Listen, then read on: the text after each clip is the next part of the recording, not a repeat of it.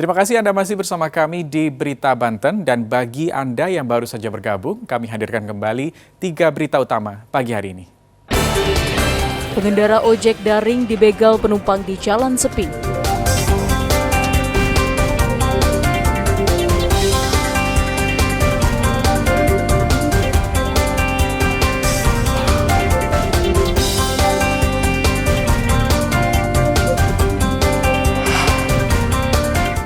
Curanmor semakin meresahkan warga.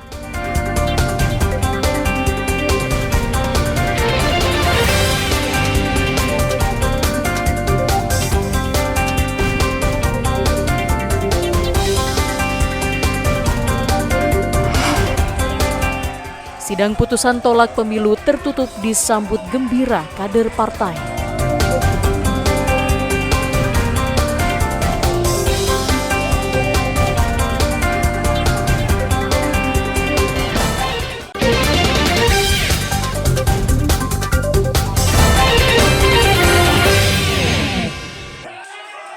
Mahkamah Konstitusi menolak sistem pemilihan umum atau pemilu proporsional secara tertutup dan tetap akan menggunakan sistem pemilihan terbuka seperti pemilu sebelumnya. Hal tersebut membuat kader partai di kota Cilegon gembira. Seperti Partai Persatuan Pembangunan yang menggelar nonton bareng jalannya sidang di kantor DPC P3, para kader dari partai P3 ini menyambut gembira hingga melakukan sujud syukur.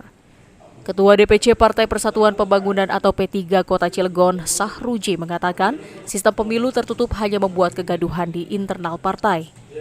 Ini menyambut dan mengapresiasi ya dengan putusan Hakim MK ini, sehingga ini melepaskan suatu kegaduhan ya, problem internal maupun seluruh masyarakat yang ingin menyalurkan pilihannya kepada kandidat calon yang memang akan didukung, sehingga telah tiada, lepas semuanya. Dengan sistem proporsional tertutup, pemilih tidak bisa memilih calon anggota legislatif langsung. Pemilih hanya bisa memilih partai politik sehingga partai punya kendali penuh menentukan siapa yang duduk di parlemen. Ariel Maranus dan Ganis melaporkan dari kota Cilegon. Kabupaten Pandeglang yang merupakan wilayah paling barat Pulau Jawa memiliki sejarah panjang. Penjajah Belanda sempat menduduki wilayah ini, terbukti dari banyak kebangunan yang merupakan peninggalan masa penjajahan. Sejarah ini masih tersimpan rapi di Dinas Perpustakaan dan Arsip Daerah Kabupaten Pandeglang. Saat pengunjung masuk ke tempat ini, terlihat 2 buah foto yang memiliki sejarah bagi perkembangan Kabupaten Pandeglang. Selain itu, berbagai koleksi foto sejarah, mulai dari bupati pertama hingga saat ini, terpampang di ruang khusus. Beberapa koleksi foto bersejarah sengaja ditampilkan agar masyarakat bisa mengetahuinya. Dipersilakan untuk masyarakat umum untuk melihat beberapa koleksi arsip, khususnya ketika masyarakat ingin mengetahui kesejarahan yang ada di Pandeglang dari para pemimpin bupati ataupun tempat-tempat di Kabupaten Pandeglang pada zaman dahulu, itu dipersilakan. Masyarakat yang memiliki benda bersejarah berupa foto maupun benda lainnya segera melapor ke Dinas Perpustakaan dan Arsip Daerah agar barang-barang bersejarah tersebut dapat terawat dengan baik. Ariel Maranus dan Andre Sopian melaporkan dari Kabupaten Pandeglang.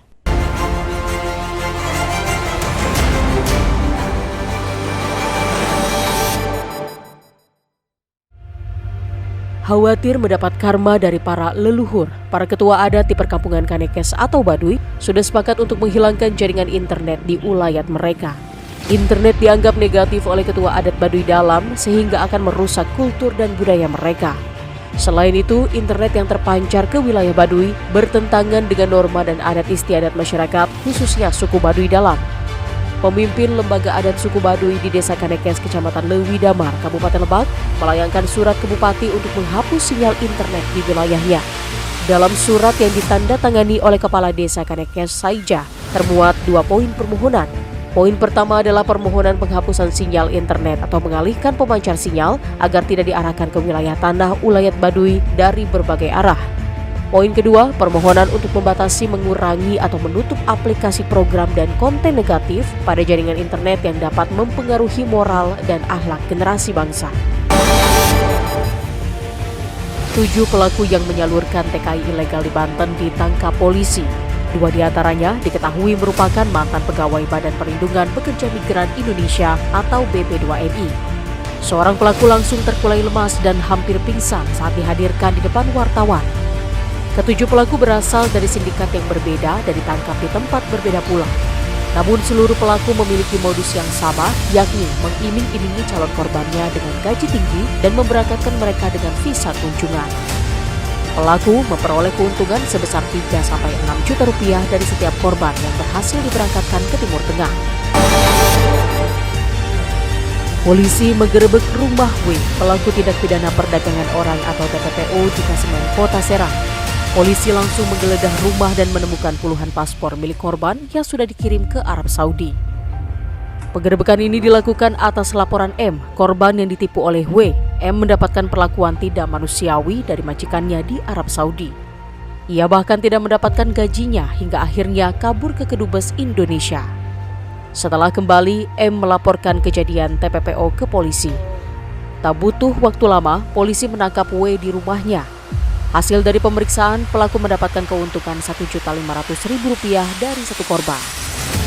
W sudah memberangkatkan 21 orang secara ilegal dan menggunakan visa kunjungan.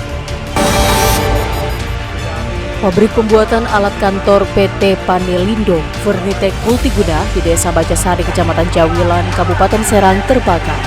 Api dengan cepat membesar karena di dalamnya banyak barang-barang yang mudah terbakar. Kobaran api hingga keluar pabrik dan menimbulkan kepanikan warga. Warga berlarian menyelamatkan diri lantaran khawatir api menjalar. Petugas pemadam mengerahkan 6 unit mobil pemadam. Petugas sempat mengalami kesulitan karena banyak barang yang berada di dalam pabrik. Api baru bisa dijinakan setelah petugas damkar melakukan upaya lebih dari 2 jam. Ya, informasi tadi mengakhiri berita Banten pagi hari ini. Saya Rusdi Maulana mewakili kerabat kerja yang bertugas mengucapkan terima kasih. Selamat pagi dan sampai jumpa.